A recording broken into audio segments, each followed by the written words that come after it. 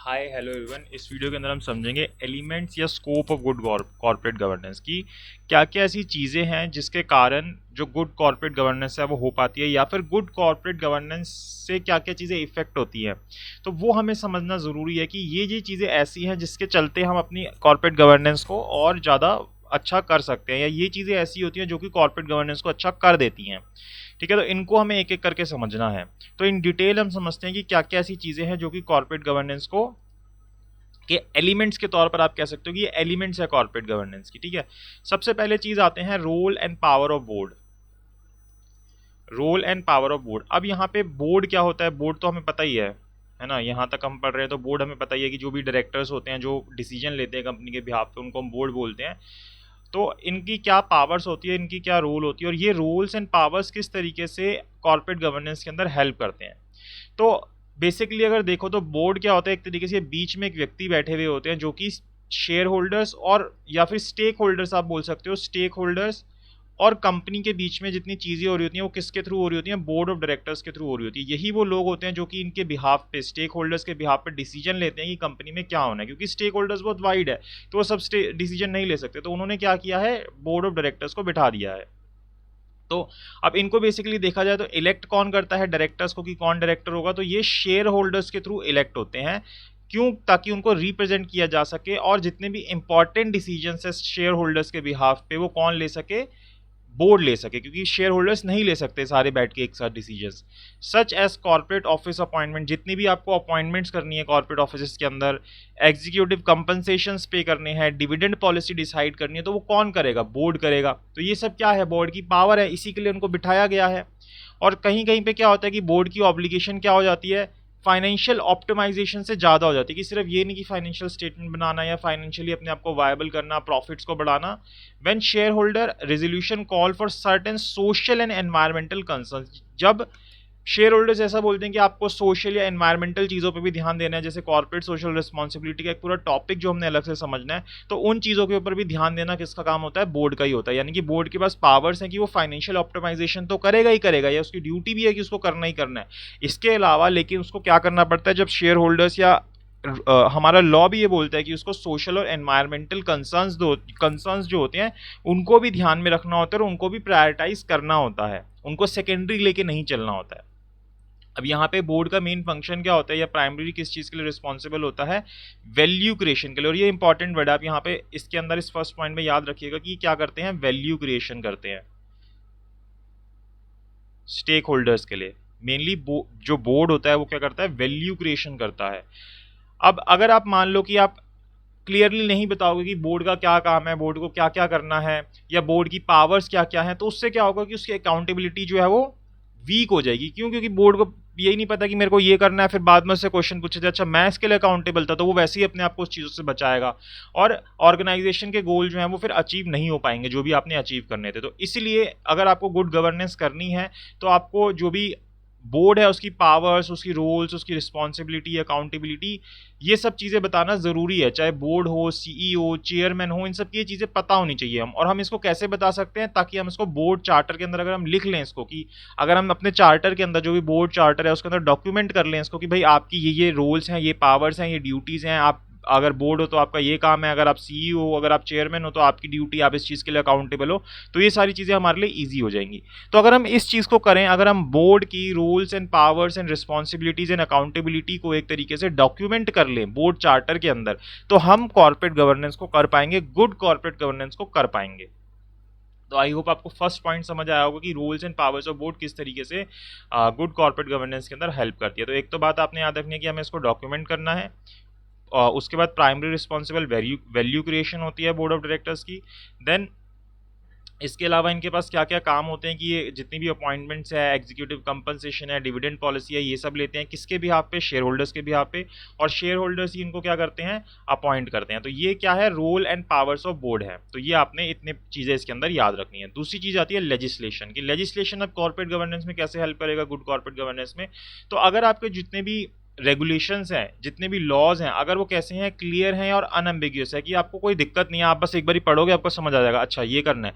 अब उसके अंदर अगर बहुत ज़्यादा प्रॉब्लम हो, आपको इंटरप्रिटेट करना पड़ रहा हो डेली डेली, यार इसका मतलब क्या होता है, इससे क्या करना है, तो बहुत ज़्यादा प्रॉब्लम क्रिएट होगी और आप अच्छे से कॉर्पोरेट गवर्नेंस नहीं कर पाओगे। अगर आपका क्लियर और अनएम्बिगियस लेजिस्लेशन होगा, रेगुलेशंस होंगे, तो आप आराम से कॉर्पोरेट गवर्नेंस कर पाओगे। तो लेजिस्लेशन का भी एक इंपॉर्टेंट रोल होता है गुड कॉर्पोरेट गवर्नेंस के अंदर। देन उसके बाद आता है मैनेजमेंट एनवायरनमेंट की। अब आपका जो एनवायरनमेंट है, एनवायरनमेंट जैसे कि किस तरीके का, एक तरीके से आप बोल सकते हो कि आज वहाँ पे आपकी ऑर्गेनाइजेशन के अंदर किस तरीके का एनवायरनमेंट है, वो भी बहुत इफेक्ट करता है आपकी कॉर्पोरेट गवर्नेंस को। जैसे management environment include setting up clear objective, की आपकी जो मैनेजमेंट है उसके अंदर क्या होना चाहिए, क्लियर ऑब्जेक्टिव्स होने चाहिए कि करना क्या है। अब सबको कंफ्यूजन रहे कि मैं मैनेजर हूँ, मैं सीईओ हूँ, मैं ये हूँ, और अब इसके बाद हम सबके ऑब्जेक्टिव क्या, हमें यही नहीं पता, क्लियरली यही नहीं पता, किसी को कुछ समझ आ रहा है, किसी को कुछ समझ आ रहा है, तो इससे एक एनवायरनमेंट सही नहीं आएगा। अप्रोप्रिएट एथिकल फ्रेमवर्क, हमें को पता हो कि हमको किस फ्रेमवर्क में रह के काम करना है, किन किन अपनी लिमिट्स के अंदर रह के काम करना है। देन हमारा प्रोसेस क्या है किसी काम को करने का, ट्रांसपेरेंसी को मेंटेन करना, हमें फिर क्लियरली पता होगी किसकी क्या रिस्पॉन्सिबिलिटी, क्या अकाउंटेबिलिटी है। देन साउंड बिजनेस प्लानिंग करना, प्लानिंग सही से करना, बिजनेस रिस्क असेसमेंट को एनकरेज करना कि आप बिजनेस रिस्क असेसमेंट करोगे, किस चीज़ में क्या रिस्क है और उसके रिगार्डिंग हम क्या डिसीजंस ले सकते हैं। देन सही लोगों को, सही स्किल्स जिनकी भी है उनको सही जॉब पे बिठाना कि इसको ये आता है तो इस हिसाब से ये यहाँ पे होना चाहिए। ये नहीं कि अकाउंट्स वाले को आपने जो है लॉ में बिठा दिया, लॉ वाले को अकाउंट में बिठा दिया, तो वो कैसे काम करेंगे। देन कि किसका क्या एक्सेप्टेबल बिहेवियर है, उसके लिए एक बाउंड्रीज एस्टेब्लिश करना कि किस तरीके का बिहेवियर रहेगा। देन परफॉर्मेंस इवेल्यूएशन मेजर्स की, आपकी जो परफॉर्मेंस है, जितने भी लोग हैं वहाँ पे उनकी किस तरीके से परफॉर्मेंस को एवेल्यूएट किया जाएगा। ठीक है, तो ये सारी चीज़ें आपको ध्यान रखनी है। अगर ये सारी चीज़ें की जाती हैं तो हमारा जो ये एनवायरनमेंट, एक तरीके से आप क्या देख रहे हो कि क्या क्या चीज़ें कैसे कैसे चल रही है, सबको अपने ऑब्जेक्टिव पता है, प्लानिंग सही से हो रही है, प्रोसेस क्या फॉलो करना है, ट्रांसपेरेंसी हो रही है, रिस्क को कैसे असेस किया जाएगा, सही लोग सही जगह पे बैठे जिनको सही स्किल्स हैं, एक एक्सेप्टेबल बिहेवियर क्या होगा ऑर्गेनाइजेशन के अंदर, किस तरीके से आपकी परफॉर्मेंस को इवेल्यूएट किया जाएगा। अगर ये सारी चीज़ें सही से मैनेज होंगी, ये सारी चीज़ें सही से मेंटेन होंगी, सबको पता है कि किस में क्या चीज़ करनी है, तो आपका जो कॉर्पोरेट गवर्नेंस है वो अपने आप ही अच्छी हो जाएगी। तो यानी कि आपको क्या करना है, मैनेजमेंट एनवायरनमेंट का ध्यान रखना है, उन सब के अंदर ये चीज़ें ध्यान रखनी है। तो सबसे पहले आपको rules and powers of board को ध्यान रखना है। उसके बाद हमने क्या देखा कि आपको लेजिस्लेशन कैसा होना चाहिए, देन आपका मैनेजमेंट का एनवायरनमेंट कैसा होना चाहिए, देन बोर्ड के स्किल्स कैसे होने चाहिए। अब बोर्ड जो होता है ना, ऐसा नहीं कि आप बोर्ड के ऊपर किसी को भी बिठा दोगे। तो जनरली हमको क्या करना है कि जो बोर्ड के मेंबर्स हैं उनके पास नॉलेज एंड एक्सपीरियंस होना चाहिए। किस चीज़ का, कि उनको ऑपरेशनल एंड टेक्निकल एक्सपर्टीज़ हो, कमिटमेंट टू एस्टेब्लिश लीडरशिप। सबसे पहली चीज़ कि उनको ऑपरेशनल टेक्निकल एक्सपर्टीज़ हो, उनको पता है कि किस तरीके से कोई काम करवाना है, टेक्निकल एक्सपर्टीज़ हो उनके पास, और उनके पास उनकी कमिटमेंट हो कि वो लीडरशिप करना चाहते हो, क्योंकि हर किसी के अंदर लीडरशिप स्किल्स नहीं होती। तो एक तो चीज़ इसके लिए उसके पास उनके पास नॉलेज और एक्सपीरियंस होना चाहिए। दूसरा, उनके पास फाइनेंशियल स्किल्स होने चाहिए कि किस तरीके से फंड्स को मैनेज करना है, किस तरीके से अपने अकाउंट्स को मैनेज करना है, किस तरीके से ट्रांसपेरेंसी लेके आनी है, किस तरीके से फ्रॉड्स को रोकना है। देन लीगल स्किल्स होने चाहिए, उनको लॉ की नॉलेज होनी चाहिए कि क्या क्या चीज़ें होती हैं कहीं ना कहीं। उसके बाद knowledge of government and regulatory requirement, की गवर्नमेंट और रेगुलेटरी रिक्वायरमेंट क्या है, कि गवर्नमेंट क्या चाहती है, गवर्नमेंट के क्या क्या लॉज हैं जो हम पे एप्लीकेबल होंगे, तो उसके रिगार्डिंग नॉलेज एंड एक्सपीरियंस होना चाहिए। तो इन फील्ड्स के अंदर बोर्ड के पास स्किल्स होने चाहिए ये वाले, कि उनको ऑपरेशनल एंड टेक्निकल एक्सपर्टीज हो, वो कमिट हो लीडरशिप के प्रति, फाइनेंशियल स्किल्स हो उनके पास, लीगल स्किल्स हो, नॉलेज हो गवर्नमेंट एंड रेगुलेटरी रिक्वायरमेंट्स की। तो ये सारी चीज़ों की रिक्वायरमेंट होती है, और अगर ये चीज़ें की जाएंगी तो क्या होगा, गुड कॉर्पोरेट गवर्नेंस होगी। Roles and responsibilities of board आपको पता चल गई। देन लेजिस्लेशन कैसा होना चाहिए, मैनेजमेंट एनवायरनमेंट कैसा होना चाहिए, बोर्ड के पास क्या स्किल्स होने चाहिए, देन बोर्ड की अपॉइंटमेंट कैसे होनी चाहिए। अब ऐसा नहीं है कि आप बोर्ड के ऊपर किसी को भी बिठा दोगे, तो आपको क्या करना है, जो सबसे कॉम्पिटेंट लोग आपको मिलते हैं, कि सबसे ज़्यादा इनके पास नॉलेज होगी, इनके पास स्किल्स होंगे, और ये सबसे ज़्यादा हेल्प कर पाएंगे ऑर्गेनाइजेशन को ग्रो करने में, उनके ऑब्जेक्टिव्स को अचीव करने में, ऐसे लोगों को आपको क्या करना है, बोर्ड के ऊपर अपॉइंट करना है। तो आपको इसके लिए क्या करना पड़ेगी, एक्सटेंसिव रिसर्च करनी पड़ेगी, सर्च करनी पड़ेगी। ऐसे ही आपको नहीं मिल जाएगा कि कोई चलते फिरते व्यक्ति को आपने बोर्ड के ऊपर बैठा दिया। आपको बहुत सर्च करनी पड़ेगी, अच्छा इसके पास एक्सपीरियंस है, इसके पास नॉलेज है, इसके पास स्किल्स हैं, सारी चीज़ें हैं इसके पास, ये सब जानता है, इसको एक्सपीरियंस भी बहुत है। एंड देन आपको एक कंपिटेंट व्यक्ति मिलता है, उसी को आप क्या करोगे, बोर्ड के ऊपर बिठाओगे। क्योंकि अगर बोर्ड का मेन काम होता है सारे डिसीजंस लेना, अगर यहाँ पर डिसीजंस गलत लिए जाएंगे तो आपके ऑब्जेक्टिव अचीव नहीं होंगे और आपकी ऑर्गेनाइजेशन जो है वो खत्म हो जाएगी। अब इसके लिए क्या होता है कि हमको क्या करना पड़ेगा, एक well defined and open procedure बनाना पड़ेगा कि हमको किस चीज़ को फॉलो करके क्या प्रोसीजर रहेगा अगर हमें किसी भी बोर्ड मेंबर को लेके आना है। तो प्रोसीजर सबको पता होना चाहिए कि किस प्रोसीजर के थ्रू किसी बोर्ड मेंबर को लेके आया जाएगा फॉर रीअपॉइंटमेंट एज वेल। और अगर कि कोई रीअपॉइंटमेंट भी करनी है कि अगर ए पहले से बोर्ड मेंबर था तो इसके लिए क्या प्रोसीजर रहेगा कि क्या चीज़ें ये करे कि इसको दोबारा से बोर्ड मेंबर बनाया जाए, इसकी रीअपॉइंटमेंट की जाए। तो इन सब चीज़ों के रिगार्डिंग आपको एक प्रोसीजर जो है वो एस्टेब्लिश करना है। Then appointment mechanism should satisfy all statutory and administrative requirements. अब ऐसा नहीं है कि आपने जो प्रोसीजर बना दिया, आपने एक ऐसा प्रोसीजर बना दिया जो कि लॉ को फॉलो ही नहीं कर रहा। अब लॉ आपको बोलता है कि जो बोर्ड ऑफ डायरेक्टर है वो ग्रेजुएट होना चाहिए, कहीं पे से मान लो बोलता है, और उसकी एज इतनी होनी चाहिए, ये चीज़ें होनी चाहिए, और आप उस चीज़ को फॉलो ही नहीं कर रहे, तो ऐसे ये वाला जो प्रोसीजर है वो सही प्रोसीजर नहीं माना जाएगा। तो आपको इस चीज़ को सेटिस्फाई करना पड़ेगा।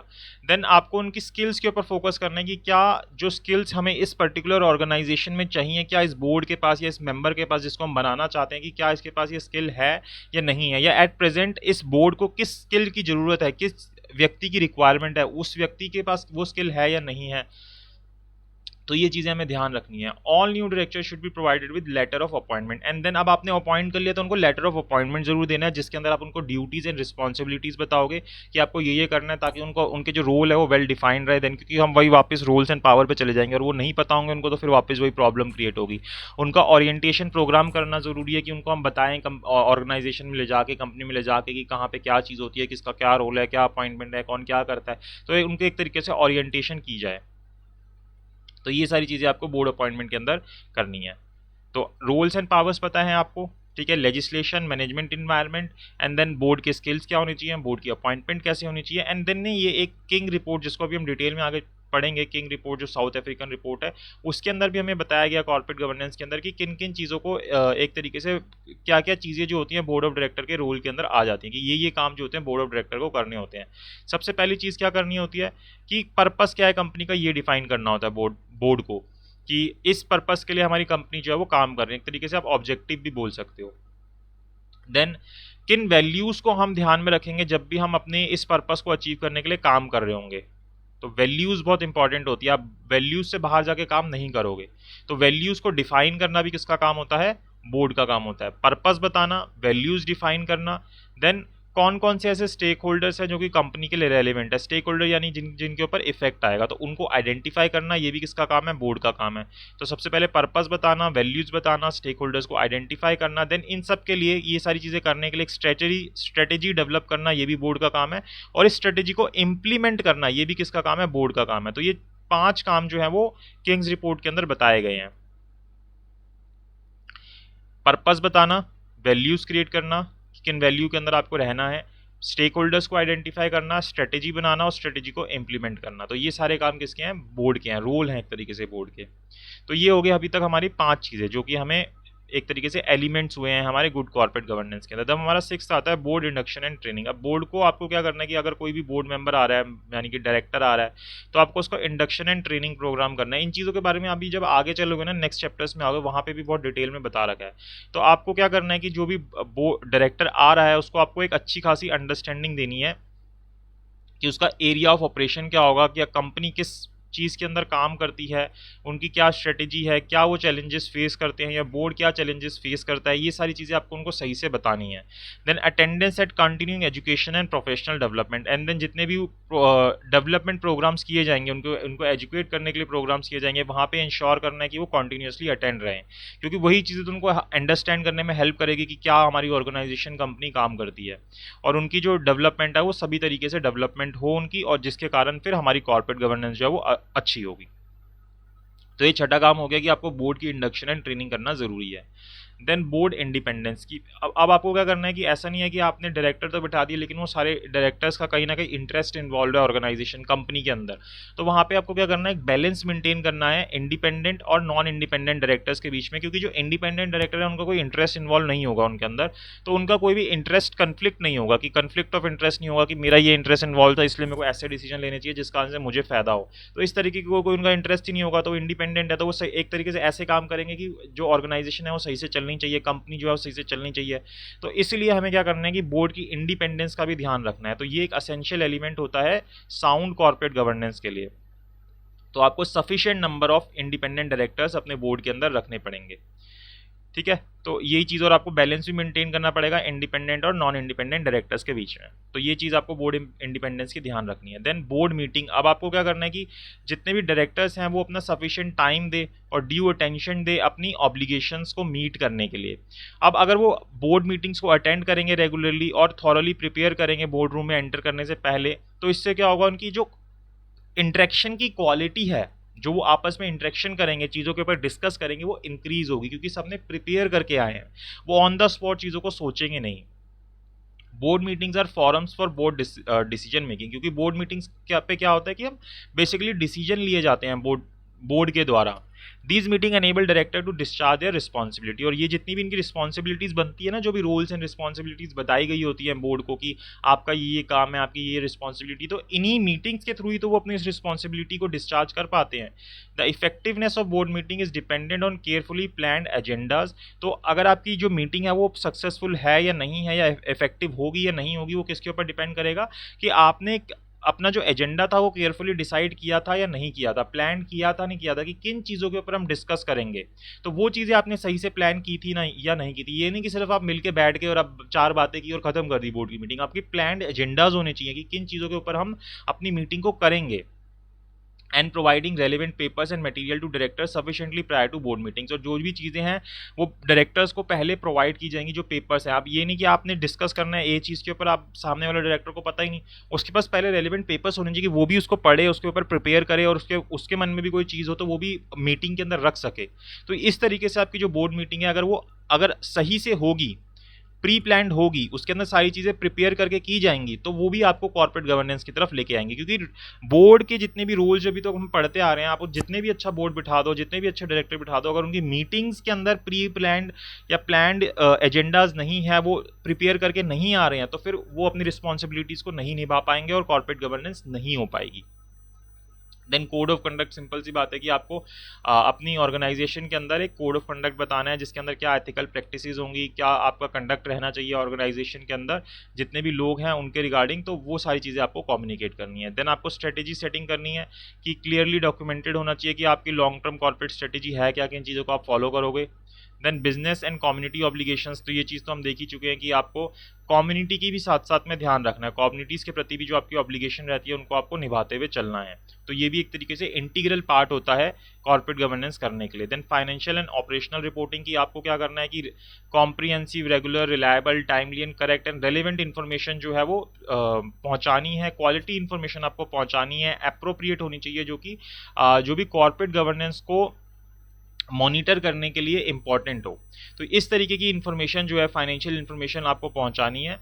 तो यहाँ पे अब ज़रूरी नहीं है कि वो इन्फॉर्मेशन फाइनेंशियल हो, साथ साथ आपको नॉन फाइनेंशियल इन्फॉर्मेशन जो होती है वो भी आपको इस तरीके से पहुंचानी है लोगों तक, जितने आपके स्टेक होल्डर्स हैं उन तक, ताकि वो भी अपने जो डिसीजंस हैं वो सही से ले पाए। तो अब ये फाइनेंशियल नॉन फाइनेंशियल इन्फॉर्मेशन जो होती है, इसके रिगार्डिंग एक पूरा आगे टॉपिक है, तो उसको जब हम समझेंगे तो आपको वहाँ पे और अच्छे से समझ आ जाएगा। यहाँ पे सिर्फ आप इतना याद रख सकते हो, monitoring the board performance. Then आपको जो बोर्ड की परफॉर्मेंस है उसको रेगुलरली क्या करना है, मॉनिटर करना है कि वो किस तरीके से परफॉर्म कर रहे हैं। अब यहाँ पे आपको पूरे बोर्ड की भी परफॉर्मेंस देखनी है, और इंडिविजुअल डायरेक्टर्स जो होते हैं उनकी भी आपको एक पीरियोडिक इंटरवल्स के ऊपर परफॉर्मेंस देखनी है कि वो उनका भी एक आपको एवेल्यूएट करना है कि वो कैसा परफॉर्म कर रहे हैं। एंड यहाँ पे फिर कंपनी जेड के अंदर भी कुछ कुछ चीज़ें बता रखी हैं कि आपको स्पेसिफाइड क्लासेस ऑफ कंपनी को क्या करना पड़ता है, बोर्ड एवेल्यूएशन करना पड़ता है, तो उनके लिए तो मैंडेटरी है ही, तो वहाँ तो उनको करना ही पड़ता है।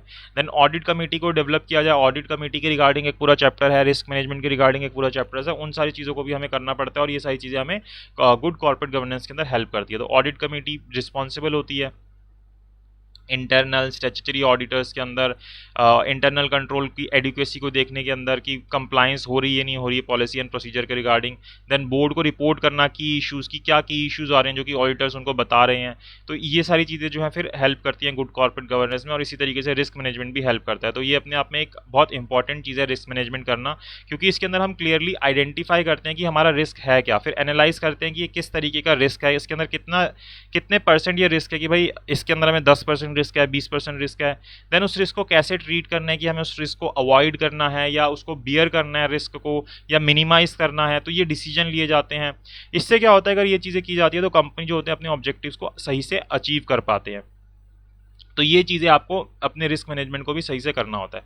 तो ये 15 चीज़ें हैं जो कि आपको एलिमेंट्स आप बोल सकते हो गुड कॉर्पोरेट गवर्नेंस की, या scope of good corporate governance की। ये चीज़ें आपको गुड कॉर्पोरेट गवर्नेंस में हेल्प करती हैं और ये काफ़ी इंपॉर्टेंट टॉपिक है। आई होप आपको समझ आया। अगर आपको वीडियो अच्छी लगी हो तो लाइक कीजिएगा, शेयर कीजिएगा, चैनल को सब्सक्राइब जरूर कीजिएगा। आगे भी हम जितने भी टॉपिक्स हैं उनको करते रहेंगे। तो ये हमने elements of good corporate governance किए हैं। Thank you so much for watching this video.